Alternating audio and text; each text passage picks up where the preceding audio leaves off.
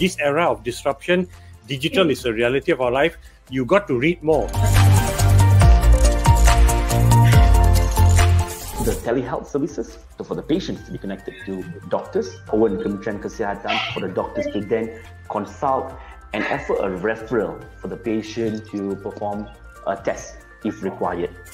So if you had that level of trust already with your team members, then it's easier for you to say, okay, now that I can't see you on a daily basis, how do we then operate? These are the actual challenges of adopting cloud.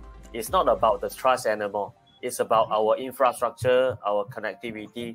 Are they stable and fast enough to support the business and also the consumers to continue to adopt more cloud services? Talented individuals with in-demand skill in any sector now realize that they can live, they choose and work where they're qualified. And talent is the new global currency.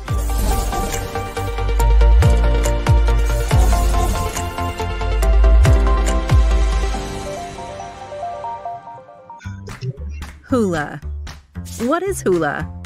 Hoolah is a new payment partner that can help you reach new customers, drive more conversion, increase basket size, and improve customer loyalty both online and in store. Your customers can now shop more confidently by making purchases in 3 easy installments, which are totally interest-free. She is thinking about buying this handbag, which can be an expensive one-off purchase. But with Hoolah, she only needs to pay 1/3 of the order amount up front and takes it back home. The hesitation is gone. What about customers who don't have credit cards or with low credit limits? They can use their debit cards and pay with Hoolah instead. With more flexible payment options, you can reach more potential customers. It's super easy to get started. You can use our Hoolah app for in-store payments or get our APIs for direct integration. Still have worries? Our dedicated Hoolah account manager will help you get everything all set, advise you on how to market to Hoolah customers, and help your business grow. Ready to get set up with Hoolah? Contact us now.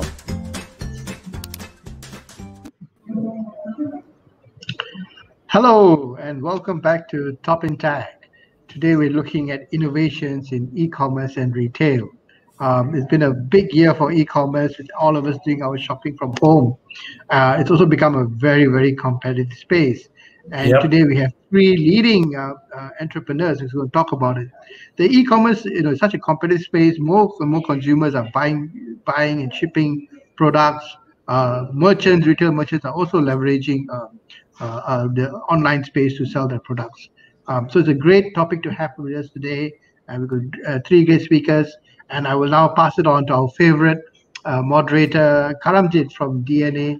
And a big thanks to Hoolah for sponsoring this episode of Top in Tech. Over to you, Karamjit. Okay, very good. Yeah, I think, Prem, the bar in e-commerce is getting higher. And I just had a micro example yesterday. So my son wanted to buy a workbook, right? Because he's in Form 3.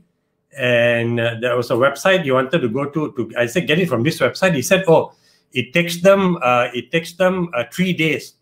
And because he's used to sometimes getting in 1 day or 2 days. And I say, wow, you're 14 years old, you're 14-year-olds in Malaysia growing up expecting it same day or next day, 3 days is too long. And I said, 3 days is not something you need urgently. So it's quite interesting how the higher delivery experience we're getting is raising our expectations, right? So, and I see actually lots of questions from people also. I want to thank everyone who's already submitted questions. And our 3 panelists will be taking some of your questions. And, with that, we'll just get them on and we're going to jump into it right away. They're going to give a quick overview of what they're doing. And then we're going to answer some of the questions you've already answered. And for those of you who are waiting to ask questions, live, we will be taking your questions as many as possible. And this is the most you're going to see me talking. That's great. Okay, we've got Jason on. That's Clarence. And that's Ganesh. Very good. Welcome, gentlemen. Unmute your mics. And I think we're going to, Prem is going to go to the backstage now. And we're going to start the show with, Clarence. If you can, talk about, what you see from EasyParcel's point of view. And then we'll move on to Ganesh and then to Jason. Definitely. Thanks for having me today. We'll probably play the video first, and then I'll start doing a quick introduction about ourselves. Okay. So you want to let the video do the talking for you first, okay? Having an online business is great, but it could be a real pain when it comes to delivery. That's where EasyParcel comes in, an easy online booking platform where you can search, compare, and book your ideal courier service at the best rates, anywhere, anytime. Meet Angie, a part-time student who sells clothing online. Her sales are great, and customers love her designs. Everything seems dandy. But when it comes to delivery, it's chaos. She really wants to reduce the costs and time spent looking for cheap delivery fees, handwriting hundreds of airway bills, and getting stuck in traffic jams just to ship out her parcels. It's daunting and a waste of time. But one day, she found EasyParcel and everything changed. She went onto the website, fills in her parcel details, and the magic happens. She can choose from a list of available couriers and even decide when they could come by to pick it up. Dislike waiting? She can drop off her parcel at the points nearby. After completing delivery details, she makes a payment. Ta-da! Now she can download and print out the airway bill, attach it to the parcel, and wait for her couriers to pick it up. With all the tools and solutions at her disposal, Angie can finally grow her business without worrying about delivery. All thanks to EasyParcel. Sign up now and kickstart your delivery today.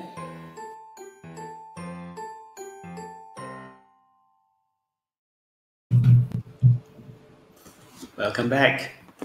Okay, Clarence. So tell us about EasyParcel and what you guys are doing. So far, EasyParcel is actually very similar to like Booking.com's. Instead of Booking.com allow you to book hotel rooms, EasyParcel actually helps you to connect with multiple courier service providers in the industry, from domestic providers to international providers. All the big names that you can have in mind, then they are all our partners in crime, working together to actually link up all the e-commerce sellers. Majority of the customers that are using us are all the people who sell on social platform like Facebook, WeChat, Instagrams, all the small micro SMEs that is we are helping along. And so far we are now in 4 countries: Malaysia, Singapore, Indonesia, and Thailand.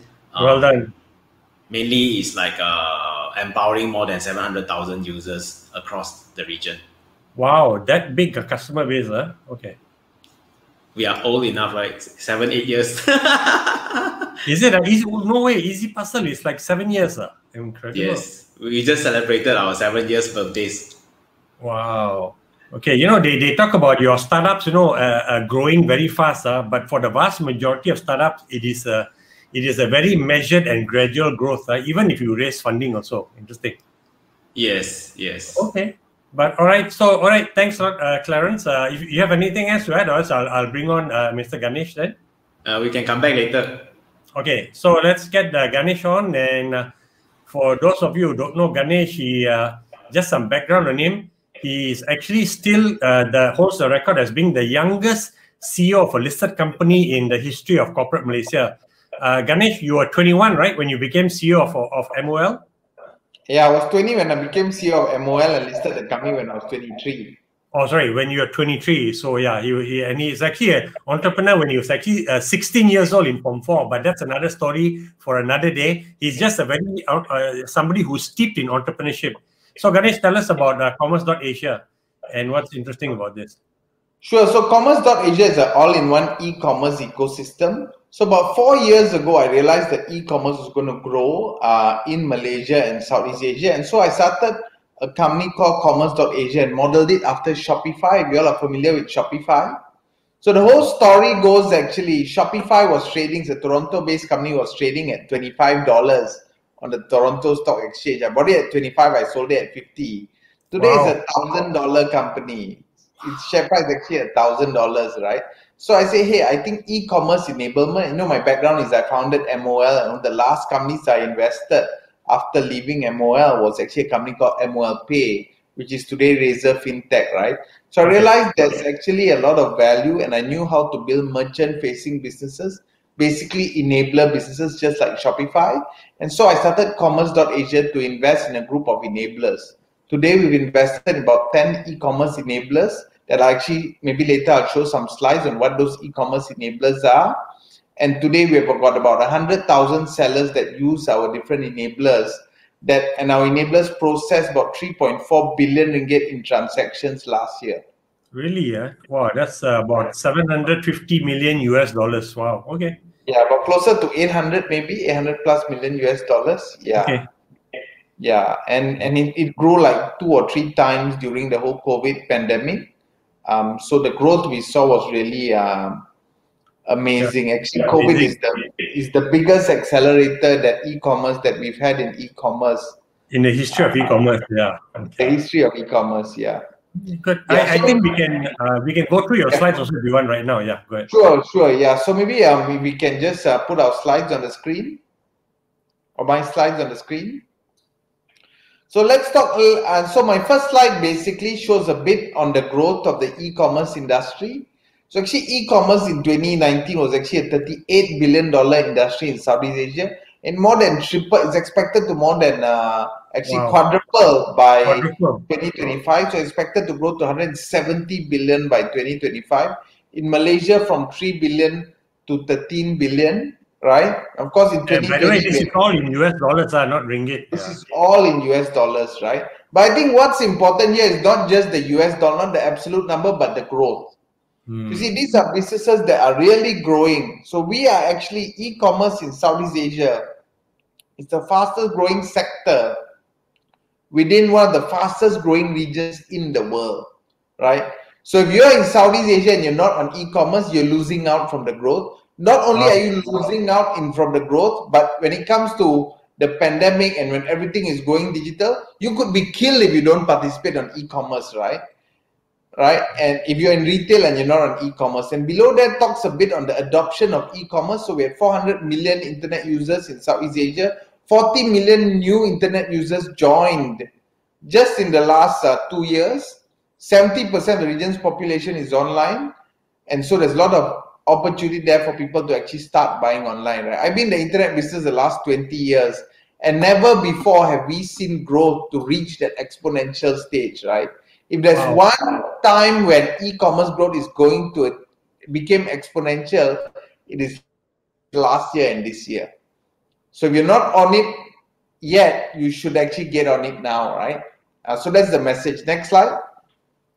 So yeah, so I basically built this ecosystem of e-commerce enablers over the last 4 years. So I've invested, acquired, and also venture built this whole group of e-commerce enablers and integrated them together. So if you look at this slide, you see we have everything from an omni-channel e-commerce platform called Site Giant that has about 5,000 merchants with the GMV of 2 billion ringgit last year.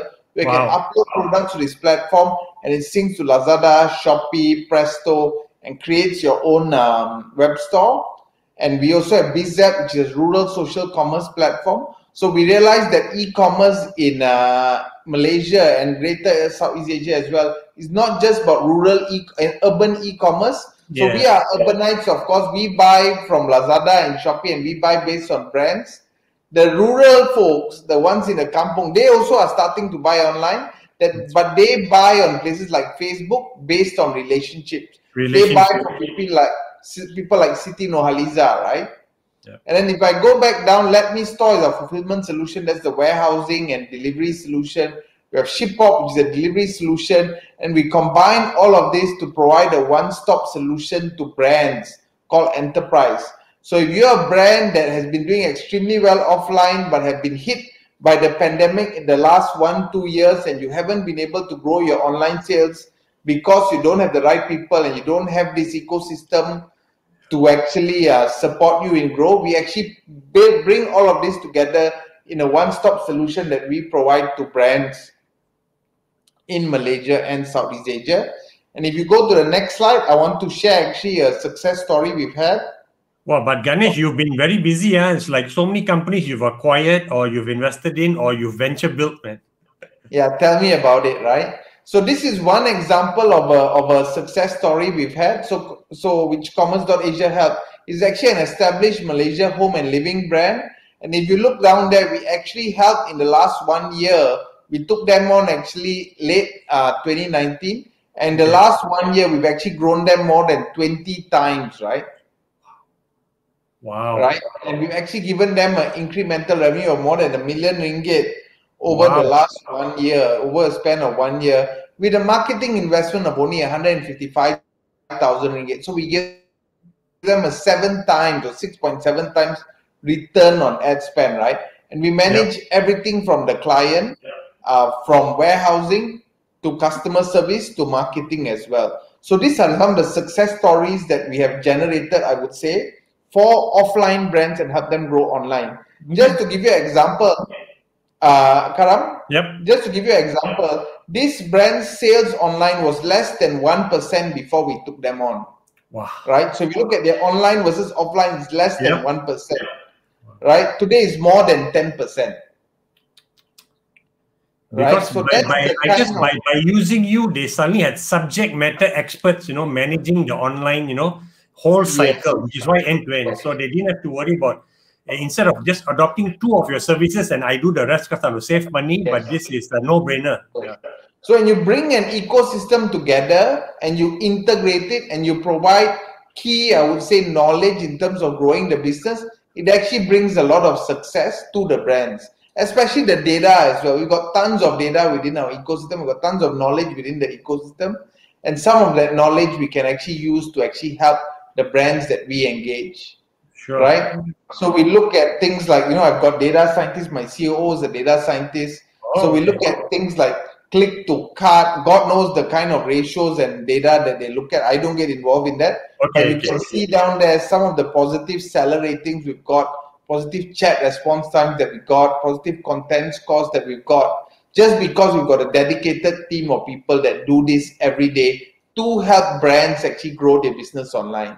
Sure. Right? Okay. So this is some of the success stories I wanted to share.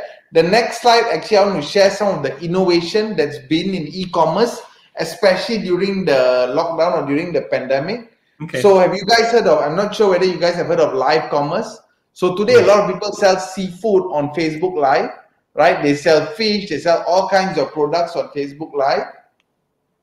So if you actually go and see Facebook Live, so how many of you actually have bought something via Facebook Live online? So I think there's a poll for that. Maybe you can put that poll out, right? But in the meantime, you see at the back end, all of these Facebook Live sales was actually done very manually. So the seller actually has to have a team of people to actually collate the payment, right? So when you buy the seafood, the guy selling seafood will say, please bank it into my bank account. He will then have to manually check whether the money is transferred and whatnot. And then after he checks whether the money is transferred, he has to pick, pack, and deliver, right?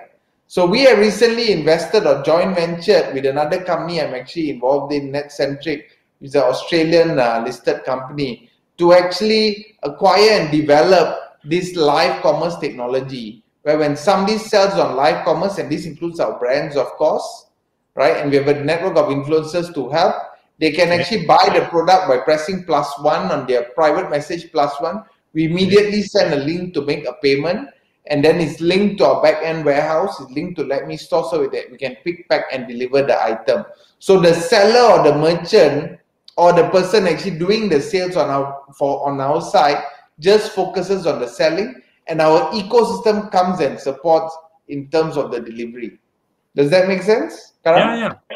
Yeah. So and this is actually a very growing trend. So live commerce actually in China is actually about 10% of e-commerce last year. Wow, that's huge. 10%. Yes. So 10% of e-commerce in China actually happened on live commerce, right? Here is still small, but we expect this to be the biggest trend to grow moving forward, right? Wow. And in 2018, the whole year, live commerce generated 100 billion RMB on Taobao. In Singles Day 2019 alone, live commerce generated 20 billion RMB. Wow. So one day was 1/5 of the entire year before. Yeah, right? So that's the kind of... It'll be interesting to see the 2020 data when that comes out. Yeah, it'll be interesting to see that as well. Yeah, so it'll be also interesting to see whether we're still at 10% of e-commerce, live commerce, or is it going to be 15, 20%, right? Right. Okay. Yeah. So that's a bit of what I wanted to share. Karam, hope it was useful. Yeah. So I guess when my key takeaway is that and I know we've got a number of questions from people who will want to get into e-commerce, and I know what you say, your business, you will get killed if you don't you go online. But I guess people are aware they need to get onto e-commerce, because otherwise they're leaving market opportunities on the table, and no entrepreneur wants to do that. So, but the key takeaway from me is that there is clearly expertise in Malaysia, right? Sure. For people who can hold your hand and take you from A to Z, right? So that's kind of good. Okay. So now with that, let's bring in the third panelist member here. And I think what's interesting about Jason, while the topic is on e-commerce innovation in retail, but actually hoolah is actually a fintech company. So they're not an e-commerce company, because I made the mistake first, and I'm a tech journalist and I made that mistake. So gave myself 2 slaps already off camera, don't worry. So Jason, so talk about why as a fintech company have targeted the e-commerce space. Definitely, right. Thanks for that, Karam. And let me just bring you through about hoolah, right? And then we can go into the topic itself about how we actually helping businesses out there from the retail space, both omni-channel, right? E-commerce as well as in-store. So let me just bring it through, right? So I'm currently the GM for hoolah Malaysia, right? Next slide, please. So I'm pretty sure you all have heard about buy now, pay later, BNPL right now. It's definitely a space which is heating up, not just in Malaysia, but in the SEA region. After a lot of successes in Europe and in Australia, right? So, and what it comprises of is actually we allow consumers to actually spread their purchases over a few salary cycles, which is you pay 1/3 upfront, and then you pay the next one on the following 30 days, and then the following 30 days, right? With no additional costs, no hidden fees, and no interest rates at all. So it's definitely a pro consumer in that sense, but also it helps out the merchant to solve a lot of their issues, like the basket conversions, cart abandonment, right? So that's where we also look into solving their concerns from a merchant's perspective. Yeah. So as mentioned earlier, Karam, we are omni-channel affiliate marketing and conversion solution company, where we tackle not only the e-commerce but also the in-store, right? So that's something that we want to do from both angles, and we see that e-commerce has actually picked up. And so, I mean, jokes around, right? I mean, the last year of spur in digital and e-commerce wasn't by the CTO or CEO of the company; it was by COVID. How irony, but no, that's the truth, right? The whole pandemic shifted digitalization, so and we had to endure it. And what Ganesh mentioned was just spot on, right? That we have to embrace it, we have to go with the tide and flow together. And then what we also offer is, you are able to pay with any debit or credit card. So I think really the difference here is the debit card holders, right? Not everybody has the flexibility, the credit facility. So that's where we are enabling this to have these purchases done by this group of segment of customers, which is great. And you talk about any banks, right? There's no individual banks that we don't deal with. And what we want at the end of the day is really a frictionless and a very seamless customer journey. Make it easy from registration all the way to checkout. Yeah, so that's what we're bringing across. Jason, because you mentioned card, so you must have at least a debit card, or there's at least in Malaysia almost everyone has, but I would expect maybe 5-8% people still don't have. Are they able to participate in your service offering, or you cannot? You must have that card as the starting point. Yeah, right now it's either a debit or credit card. Yeah, but then again, that's right now, right? We don't know the future, how really assess it and change. Innovation, exactly. So, but right now, it's just debit or credit card. Okay, fine. Cool. Yeah, next, please. Yeah, so I think, this was what you were asking, Karan. Where are we? At the moment, we started off in Singapore for the past 2 years, and now we're in Malaysia for coming to a year. We've been in Hong Kong for a couple of months now. And I think the roadmap is really exciting, right? Where we really want to put our footprint in the SEA region, the likes of Thailand, Philippines, and then we're looking into venture into countries like Vietnam, Korea, Japan. So it's infinite right nowadays. It's about borderless, right? No boundaries. So everybody has that want to do. And what really makes it interesting is there's that niche and there's that need for this particular product, right? It's not just going there to try, but it's really something that we've done a lot of analysis and something that will work.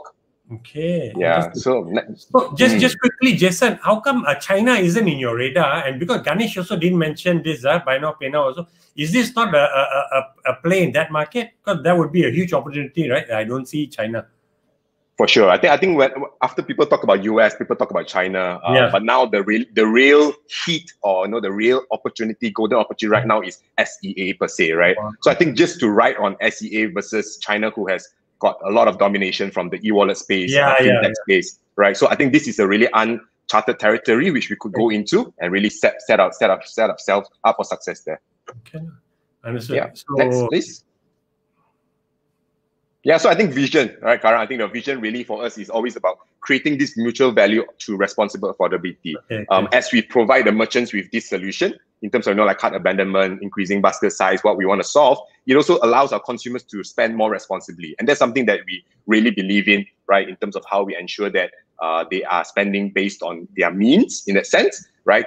But of course, we always encourage that, you can't stop people from buying. They're going to buy it one way or another. But how do we educate? How do we ensure that they buy based on what they are really capable of or managing their own personal finances, right? Yeah.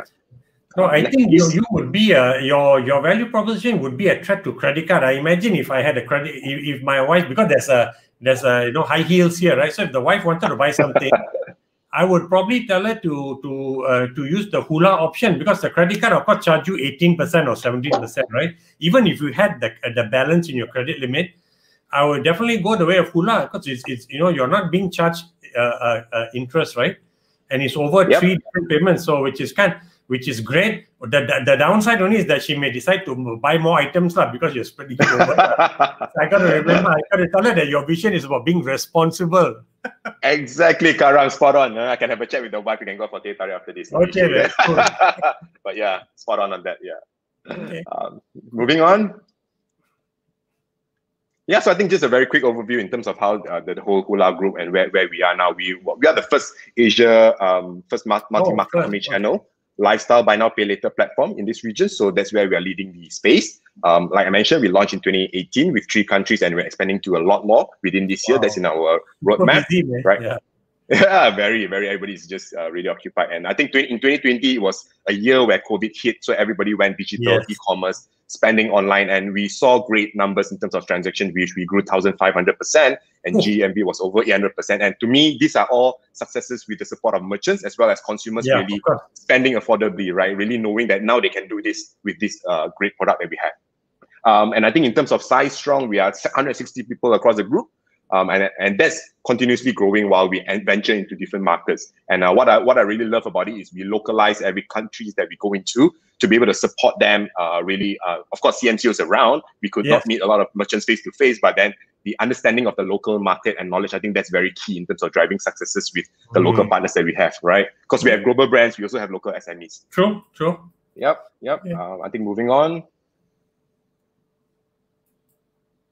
Yeah, I think just to share, I know a couple of headlines that we had in the press from our CEO, which is Stuart. So it's really just to educate the local market about the new way to spend. How do you spend? Like I was mentioning about responsible affordability, and what do we really want to drive as a company to ensure that consumers enjoy it, but and it brings value to them as well as the merchants, and in a way where it's all about responsible spending, right? We don't want more household debt to go up in a sense. So that's something that we're very particular about, and that has always been our vision and mission. Yeah. I think that's probably my last slide, if I'm not wrong. I think because you're talking there's so many questions already about hoolah. So, but really, I guess that's one question was that somebody's asking about the business model, right? So are you collecting commission from merchants then, because you're making it easier for somebody to be their customer? Is that the simple business model, or there's a spread also? Yeah, I think we can go into that details, but on a general level, because we don't charge consumers, it's for consumers to enjoy the process of buying with the installments. That's of course a standard rev share fee that we go with the merchants, right? That's of course discussed depending on the business opportunities. Then of course, right, everything comes with a certain amount. So that's the business model that we're doing. Okay, I think that's also for Chris. That's answering Chris' question. Yeah. Okay. Cool. Yep. Thanks. I think there's also the poll that that will be shared. So we'll be looking forward to some of your answers. Thanks so much, Karan. No problem, Jason. So there's a poll also. There are 2 polls there by Jason and by Clarence. So go and have a look and answer those, and answer the questions, and there'll be good insight for us also. All right, let's just bring back everyone onto the screen now. And I guess the first question I want to ask them is, although I've been asking them some questions elaborating on what they've done, is that the focus, everyone is here because the topic is about innovation, right, in e-commerce and retail. So let's start with Clarence, right? What do you feel is innovative, right, about the e-commerce and retail space right now? And then I'll go to Ganesh and then to Jason. Hey, thanks, Karam. I think it all started from the basic, right? From our end as a startup company, a lot of time when we're first thinking of innovation, it has to be costing a lot of money or investment to start something being innovative like AI, IoT, all this, right? And then because we always started off from the startup mindset and mentality, how can we start something without really investing a lot, right? And just during the pandemic season, since like MCO 1.0 last time, we actually launched some of the services because we know there's something that is really required by the customers. Like in the normal days when you send a shipment, you really need to handwritten the airway bill, right? Or you need the physical paper like 3-ply, 4-ply to actually have that paper to actually send something. But because of the lockdown that came out of a sudden, a lot of people actually, they don't really have a printer, they don't really have all these items at work because everyone have to be forced working from home, right? So then a lot of customers actually came to us, hey, EasyParcel, can you actually help us to do something? Because we don't have paper, we don't have printers, we don't have all these kind of things. So how can we actually get our parcel delivered and not really stopping on their online sales? Okay. And the team actually did some brainstorming and see, why can't we actually do it without paper? Just by simple handwritten the airway bill, the tracking number on the parcel itself. And then because everything is actually triggered, the pickup is actually from the system itself. You can just book online, courier company will be notified, and then they will be coming for pickup. So as long as all the parcels are actually tagged with the tracking numbers, you can actually use a marker pen to write it down, and then or even a piece of paper. Wow. So instantly it solved the issue that a lot of people actually face. Exactly. And then we just brand it a pigeon paperless, and it become a product nowadays, and it's still very well welcomed by a lot of people today. So sometimes we always need to think from the very simple basic perspective. How can we do something very differently? And also that is also part of the reason why we name ourselves Easy, right? To remind ourselves, don't overcomplicate things. Fair. Okay, good. So Ganesh, what do you find is innovative, in the e-commerce space today? Sure, I think I did speak about live commerce. Yes. So I always like to look at what is the next growth trend and where the growth is coming from, right? And if you look at e-commerce historically, it started from web stores, then it went towards marketplaces, right? And I believe the next trend is actually live commerce, and we can see that happening in places like China, right? So I think, and the process of purchasing on live commerce versus marketplaces or web stores are very different, right? So if you go to a marketplace and you buy something, tendency is you already have an intent to buy it. It's you request it. Does that make sense? So you're looking for something, you go on a marketplace and you then search for it and you buy. For example, you want to buy. This morning, my shaver blades are already. I needed to buy some shaver blades, right? So I went to Lazada and searched shaver blades, Gillette shaver blades. So I already have an intent to buy. Yeah. But live commerce is not about intent anymore. It's about actually what we call entertainment, right? It's pushed to you. The merchant pushes a product to you. They show the product, and then you like the product and you try to buy it. Does that make sense, Karan? Right? Yeah. So that's why I think an area where we will start seeing a lot of growth moving forward in the next 1, 2, 3 years is actually live commerce, right? Okay, fine. That's interesting. And like you say, it's already a reality in China. So let's see how fast it picks up here. So with you now, it's already here. Karan. Yeah, it's already here. I mean, people are selling seafood on it. It's a matter of time before they sell other things, right? Correct. And our buying behavior is not against it. If you actually look at TV commerce, right? Oh yeah. If you look at all the media groups, the positive growth in Astro and Media Prima last year actually came from TV commerce. Wow. Okay. Interesting. Right? But So when you at think that of time before that, moved to live commerce. okay, fine. Yeah. TV commerce, you tend to think of homemakers, right? Who are in the house and in front of the big TV, right? They've got time, but I think the dynamics of that also has changed.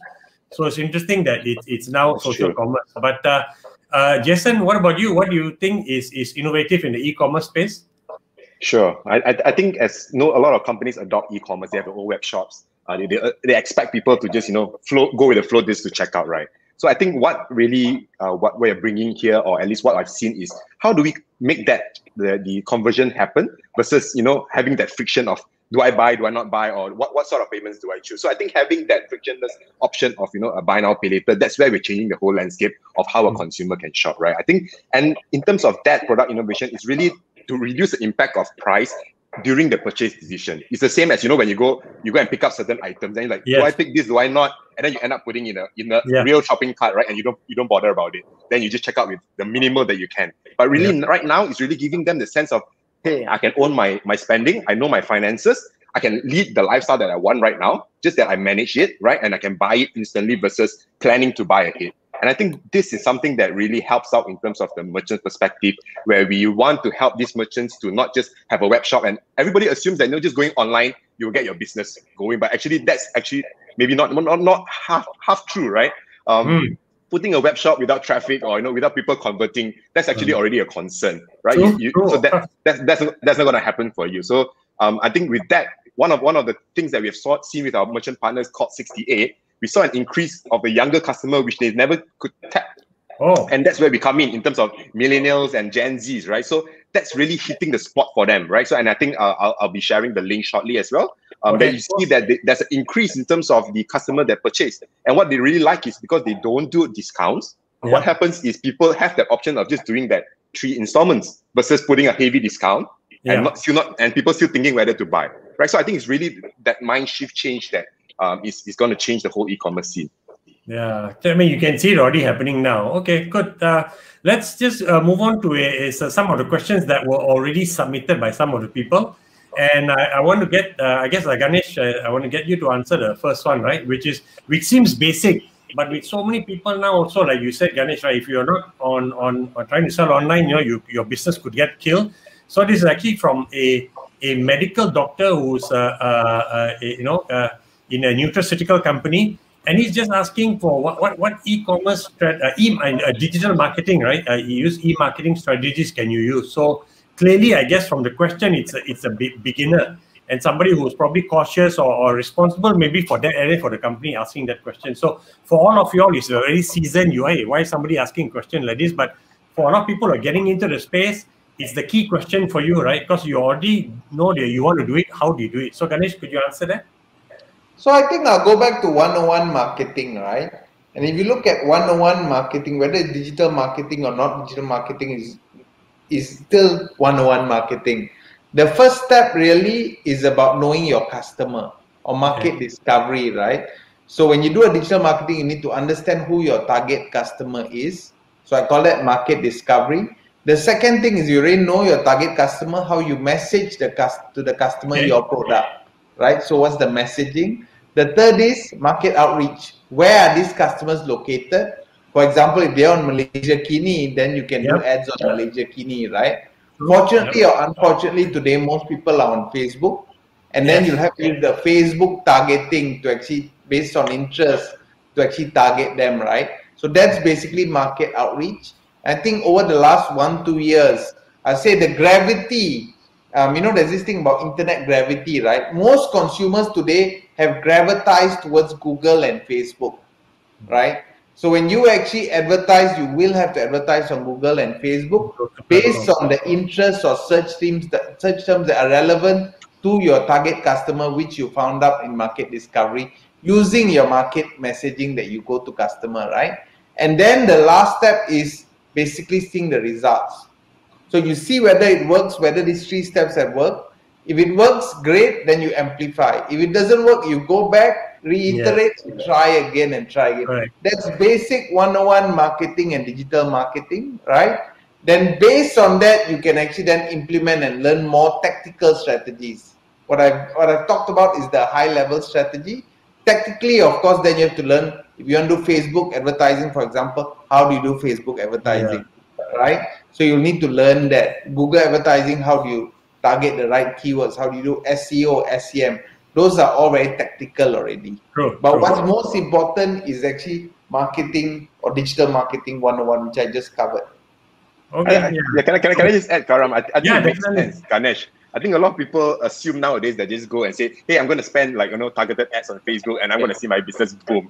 So I think Ganesh made a very strong point that it doesn't start like that, right? It starts from a base, from a foundation to build that. And then you look into diversifying the ways to really do that retargeting piece. So definitely resonates.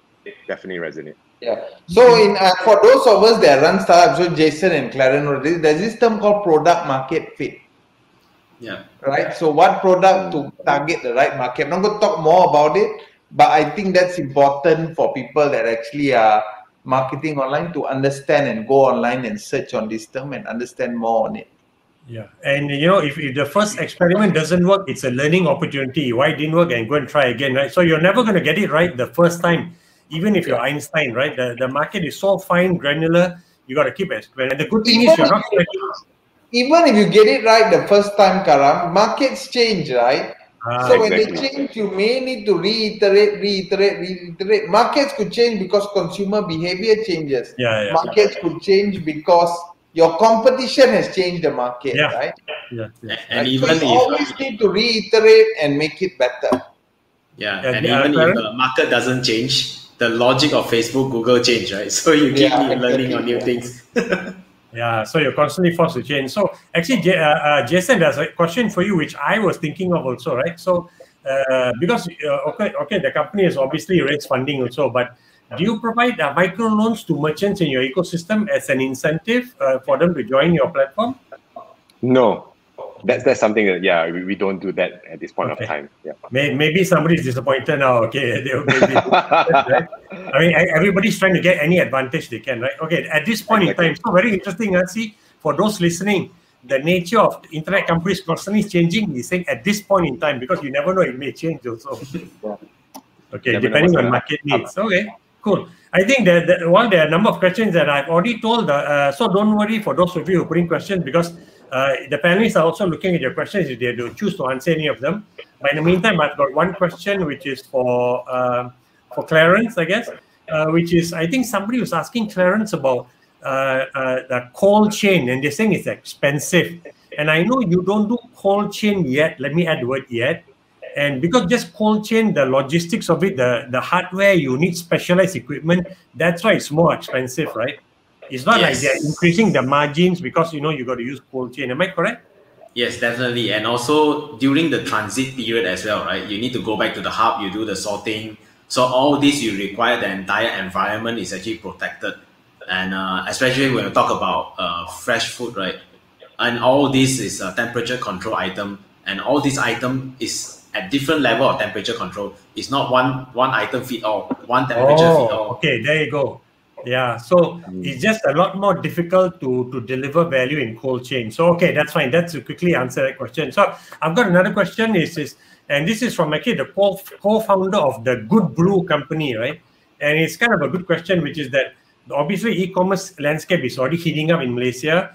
Unfortunately, he feels that the majority of e-commerce players in the market are mainly drop shippers, and there's not much support given to those who are brand owners and manufacturers. So, she's asking what can be done to improve this situation, to help manufacturers to leapfrog into the digital era and like Ganesh says, to avoid getting killed. So Ganesh, do you want to take this question? Yeah, so I think, look, there is a value of a brand today, right? And there is a value of a brand selling on marketplaces like Lazada and Shopee. Now, what is that value? If you have an offline brand that is instantly recognizable, that's heavily recognizable or highly recognizable is the right word, right? When you actually spend marketing on Facebook or you spend marketing even on the marketplaces on Google, you will stand a higher conversion rate chance. Does that make sense? Right? So if you don't have an established brand, if you don't have an established brand, basically what would happen is when you advertise on Facebook, your conversion rate may be 0.5%. Wow, okay. If you have an established brand, your conversion rate should be 3, 4, 5%. And that's the difference between a drop shipper and you. Does that make sense? Because you have a brand. So actually having an offline brand is actually positive and could be your differentiator as compared to drop shippers that are drop shipping from China. Does that make sense, Karam? Of course, the issue or the challenge that the drop shippers have that maybe our local brands don't have is the knowledge on how to market and the ecosystem to help them, right? And that's kind of why I built commerce.Asia. Sorry, it's a bit of a marketing pitch. It's so that we could help the local brands actually compete against the drop shippers, leveraging on the strengths that the brands actually have. Okay, fine. Understood. Makes sense. And I think you're right. You must already have a value, a brand offline. And interesting enough, that's the reason why I picked this question also, right? Because I recognize the Good Brew company. I said, hey, let's ask, let's let you answer her question. So that's kind of interesting. So okay, I think there was a question on maybe for you, Jason, on the concern on the corporate side for you in terms of defaults, right? So how do you manage that? Because I know you figured it out, because otherwise you wouldn't offer a value proposition like this where it's 0% interest. So but if it still does happen, because you're already in 3 countries, so in cases where it has happened, what is the cost that it has happened, so that you know that those are flashpoints and you add that into your algorithm so you can pre-screen people also, right? Sure. Yeah, I think it's about the risk to sellers, right, in terms of consumer defaulting on payment. So how the business model works is when a consumer makes a transaction and a payment, we actually pay the merchant the full fee upfront minus the rev share amount, right? So merchants or sellers are actually covered, right? And then hoolah, we actually take on all the risk. Yes. And, we have to communicate with the consumers, and we follow up in terms of the payment collection for the next 2 cycles, right? So we have that risk engine in place, which is our proprietary risk engine. Oh, okay. We actually don't feed off any third party, right? At this point of time, we built it from scratch. So it actually assesses a lot of behaviors, really assessing the chances, the risk that we have. Like you said, we are in 3 countries, and Singapore, we have been here for 2 years. So it's not so much of, really taking that high risk of, let's try it out, let's see if it works or not. But it's really something that is sustainable since in the business model that we have. So I think from a merchant perspective, I think the question is, you are covered, right? We will actually make the payment to you upfront minus a rev share. Don't have to worry about it. We will deal with the consumers in terms of the payments collection, right? So that eases your concern when you want to go e-commerce adopting this new way of payments. Yeah. True. No, it's a total no-brainer on the side of the merchant for sure. But for you as a business, so how do you still would have had defaults already, right? So what do you just send the Sentor gangster to beat up some people, or how do you deal? Really, how you learn from those then?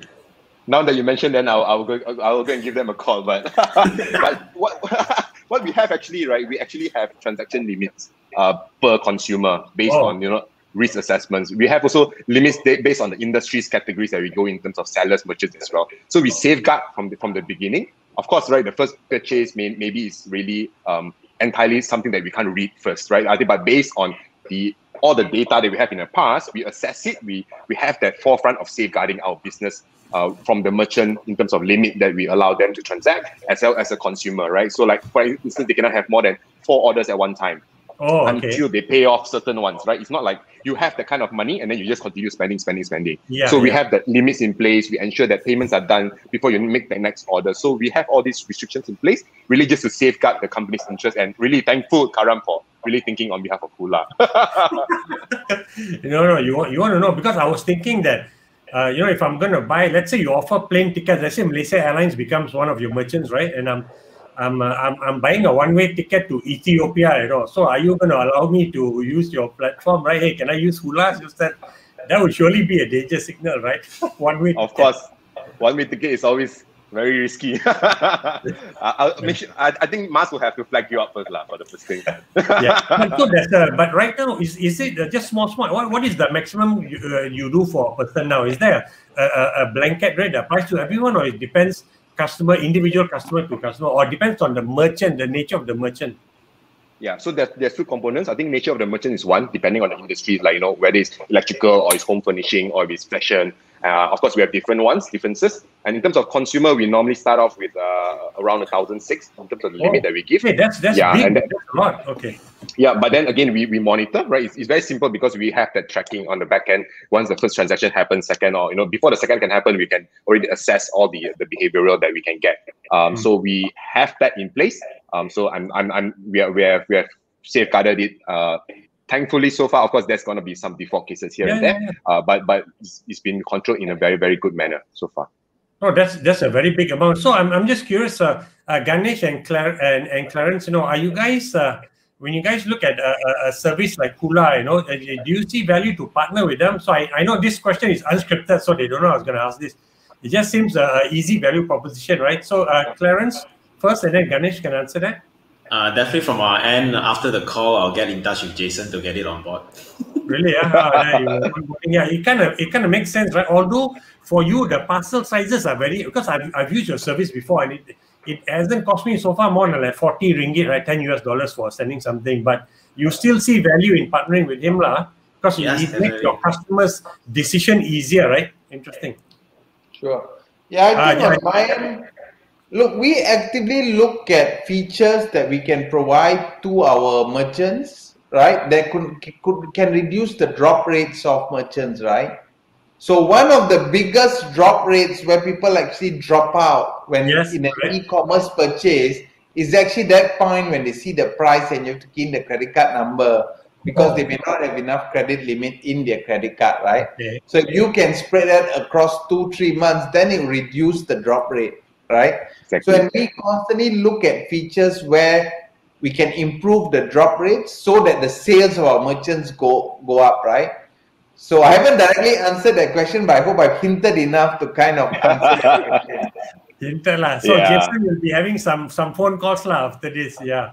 No problem. Actually, when you mention credit card, I guess it's a competition to the credit card players because I see a comment from Aisha. She sent it in just before 4:30. And it's probably buried now, but I scrolled up to it, and she says that she's already been a user several times. And so, hey, by the way, Aisha is not your staff, right, Jason? No.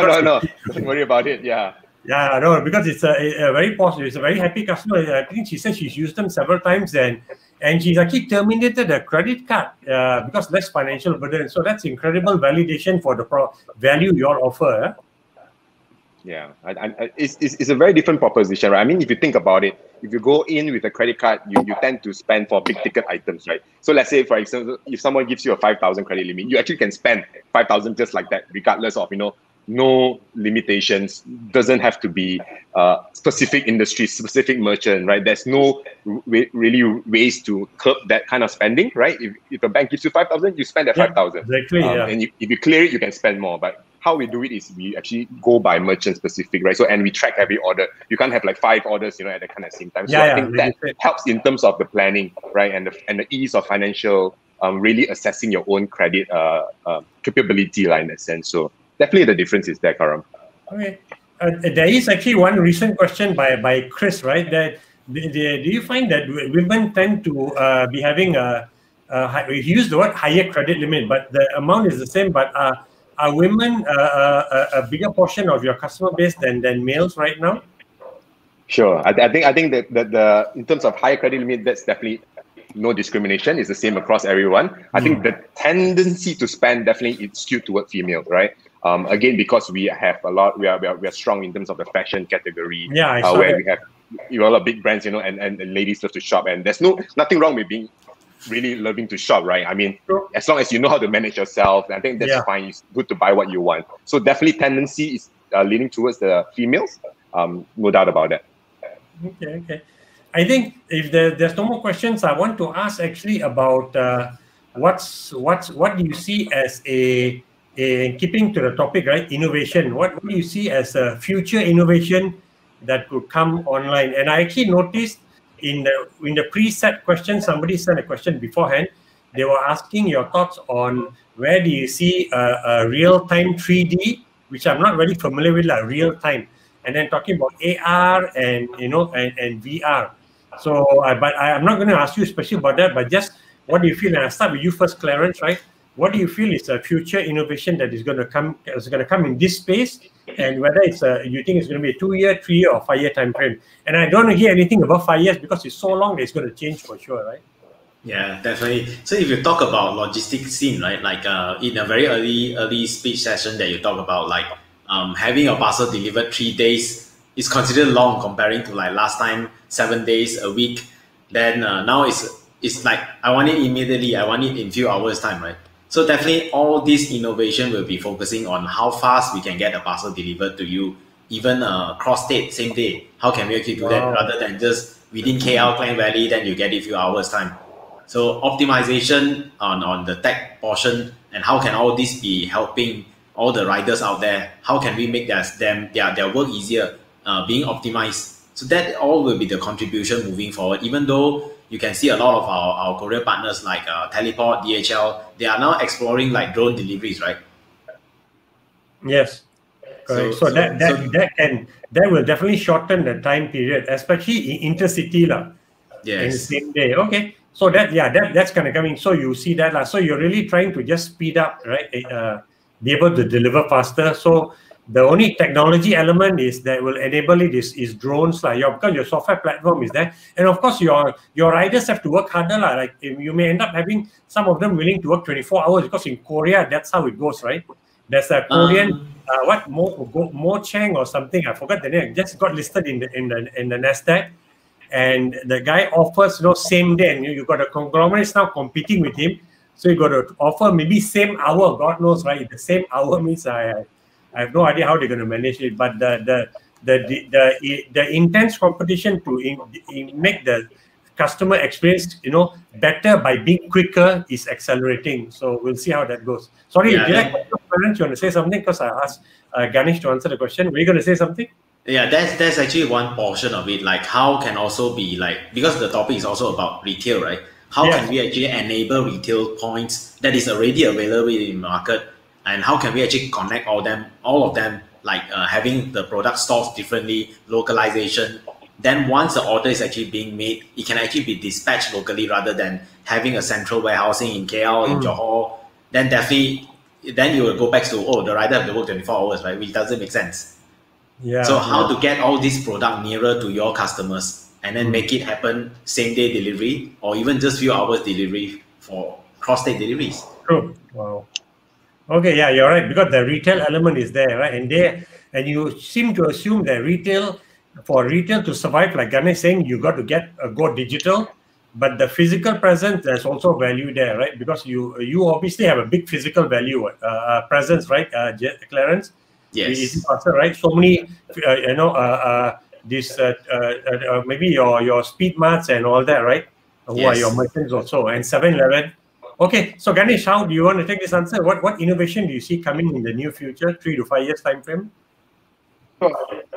think augmented reality. So if you look at on the purchasing point, right? So Clarence has talked on the delivery point. Let me touch a bit on the purchasing point, right? So if you look at the way purchasing has moved over the years, from just looking at a photograph to having higher quality photographs to now actually video, right? So it'll actually move to actually more augmented reality, right? And I think in 5-10 years time is maybe even seeing a 3D version with 5G there, seeing actually a 3D of the product in front of you before you buy, right? So I think that's something that will also be in the future, right? Okay. Right? And it's actually quite required because there's so many times I bought products from Lazada or Shopee, for example, and the size, for example, that you see on screen is way different from what you actually get. Yeah. You know how many times you do that? So just a photograph is not enough, right? The dimensions and actually seeing the depth and seeing it in front of you is important, right? So I believe that the future is going to be actually 3D. So it's about augmented reality, it's about seeing the product in front of you in real life. Maybe not touching and holding yet, but being able to at least see it, right? And the technology is already there. I remember when there was the 5G showcase. Okay. There was a 5G showcase, I think it was 2-3 years ago, I believe. They already can put a person in front of you, right? So it's like putting a person in 3D when they talk in front of you. So it's not going to be very difficult to actually put the product that you're buying in front of you, so you can actually see it in more or less real life. You can't touch it, but you can see it in real life. I think that will come within the next 3 to 5 years. Interesting. But even if you're on a touch also, before I go to Jason, you've got companies where you can now wear gloves which are tactile, and they actually give you a sense of feel of the product, which is quite scary. It's still in the labs at like your, MIT Media Lab or whatever, but it's coming for sure. How soon? I think that's after 5 years, Karam. Okay, after 5 years. And the reason why I say after 5 years, because you don't really need to touch a product, because you roughly know a flower pot, you roughly know what it is. But the size is important. Does that make sense? The size actually can influence your purchasing, whether you buy or whether it's suitable for you or not. Okay, fair. I actually just bought something online from the US, and the L size came like double XL. I say, ayo, these American sizes are very frustrating. So I'm a skinny guy, but I got to bulk up to wear it nicely. But anyway, that aside, Jason, what is your thought on innovation you see coming in the next 3 to 5 years? I think both Ganesh and Clarence have very strong points, right? I think the experience is definitely, what's going to be the biggest differentiator from the retail space itself. So I think in terms of 3D or in terms of delivery, for me, it's the whole experience, right? Okay. From walking in, and I think that's already started. Like, there's some players out there who already started, like, walking into a showroom, you're experiencing from a 3D showcase perspective. So it's not product per se, but I feel the journey throughout the whole shopping experience, that is definitely going to be a game changer where people want to be there physically. People has been in brick and mortar stores for the past 20, 30, 40, 50 years that we know, and they enjoy the experience, right? Yeah. Just speaking to somebody. So I think that whole specific experience of experiencing, speaking to somebody who responds to you, not the bot, I think that's going to be the biggest difference in terms of retail experience moving forward. They definitely want to have a real life kind of transaction communication versus, type hello, type delivery, and then it's a standard kind of template that comes out. That actually gives you a feeling that you're talking to a computer, right? So I think that is going to happen. That is going to change, and the whole shopping experience added with the different payment options that we have right now, I think that's going to be the biggest game changer moving forward as time passes by and more digitalization happens. Which is it's inevitable. It will happen. So good. I'm glad. Definitely. Thank you, guys. Your answers to this innovation that's coming is quite useful, I think, for the audience which is listening. And with that, we'll wrap up the show. I thank you for your comments, and thank all three of you also for being gracious to share your emails with people. So folks who have gotten the email, the three of them are super busy, as you can tell. They may then end up connecting you with their relevant staff who can carry forward your query, okay? But you've got the emails there. So with that, now let's just bring Prem on to do the wrap-up comments, and we'll take it from there. Thanks so much, Jason, Clarence, and Ganesh, and of course our moderator Karamjit. I think it was a very interesting discussion. I was learning a lot. It's such a fast-moving, fast innovative business. Yeah. The idea of 3D products, augmented reality, and so many other things coming up so fast. It's really interesting. I hope our guests can connect with these three entrepreneurs, and that we working together, we can build e-commerce in Malaysia, and hopefully position Malaysia as the e-commerce lead for the region as well. So thanks very much.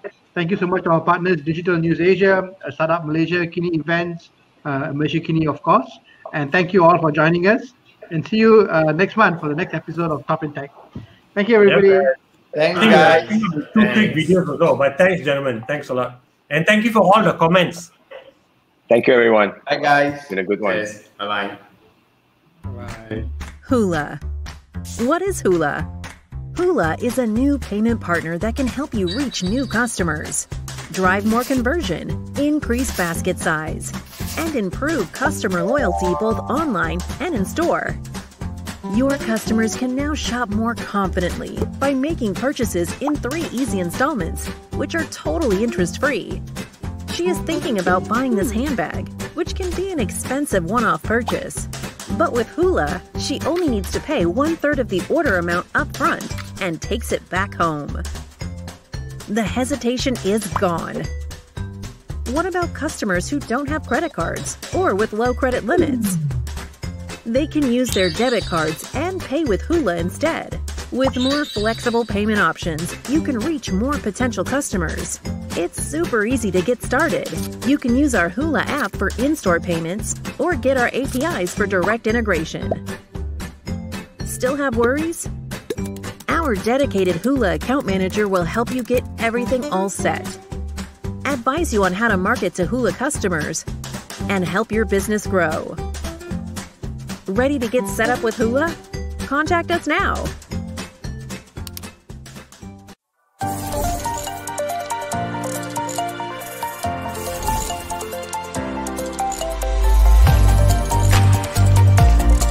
In this era of disruption, digital is a reality of our life. You got to read more. The telehealth services, so for the patients to be connected to doctors, Owen Kementerian Kesihatan, for the doctors to then consult and offer a referral for the patient to perform a test if required.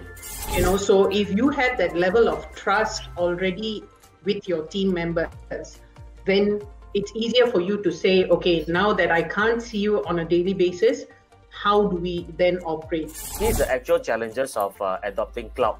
It's not about the trust anymore. It's about our infrastructure, our connectivity. Are they stable and fast enough to support the business and also the consumers to continue to adopt more cloud services?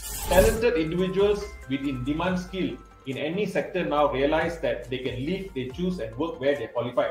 And talent is the new global currency.